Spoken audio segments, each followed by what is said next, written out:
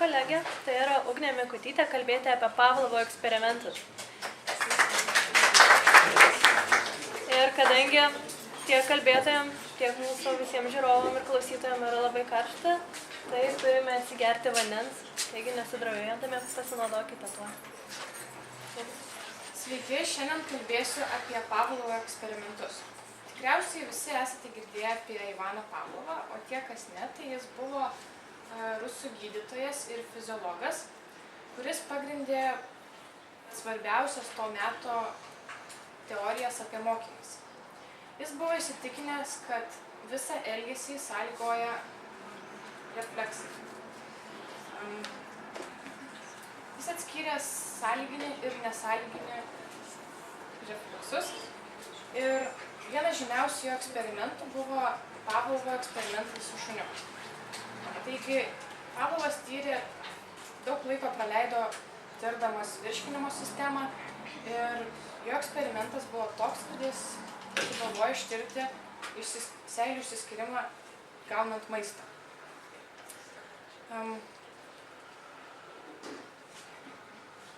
Atsiprašau.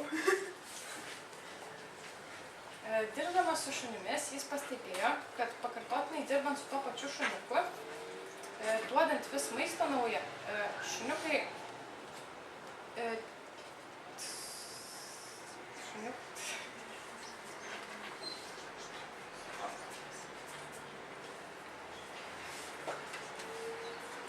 kad seilės sukelia su ėdalu susiję dirgikliai.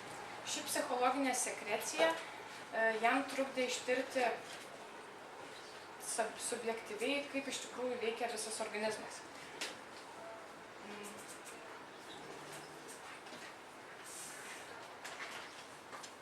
Pavlovas tyrė mokymąsi, norėjo suprasti smegenų veiklą.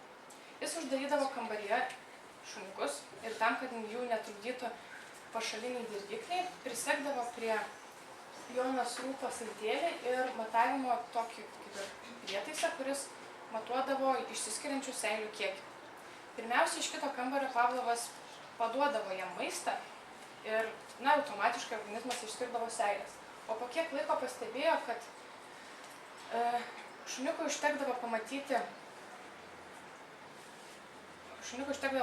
su maistu susijusius dalykus. Pavyzdžiui, dubenėlį, iš kurio jis nuolat valgo, ar tiesiog tą žmogų, kurį jis nuolatos šeria.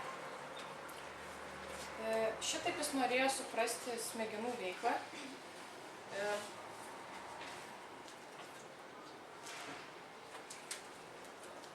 Ir jie bandė spėti, ar šuo susės tą dirgiklį prieš gaudamas maistą su tuo gaunamu maistu ir ar išsiskirs seilės net nepamačius to jo tikrojo maisto.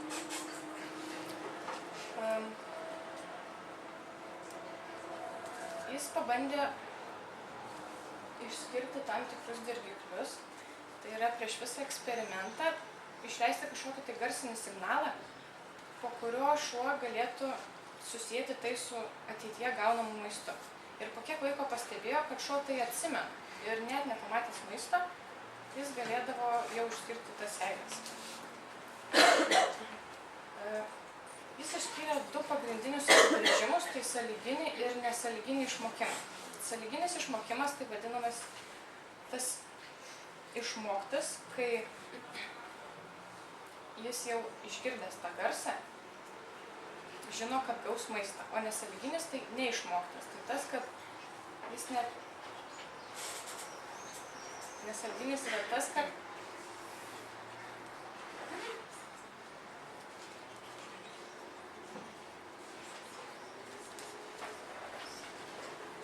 nesąlyginis, kuomet taigi ką jis iš tikrųjų veikia tuos visus metus, jeigu toks paprastas atrodo tas jo tyrimas. Tai iš tikrųjų jis išskyrė 5 pagrindinius klasikinio sąlygojimo punktus. Tai pirminį išmokimą, blėsimą, savaiminį atsinaujinimą, apibendrinimą ir atskirimą. Ir kas išliko ir kodėl svarbus tas jo tyrimas yra. Tai dėl to, kad kiekvienai rūšiai galima suformuoti daug atsakų į dirgiklius, pradedant nuo paprasčiausio organizmo slieko iki žmogaus. Ir šiuo būdu, klasikinio sąlygojimo būdu, kurio šiuo būdu visi tiesiog mokosi organizmui prisitaikyti prie aplinkos.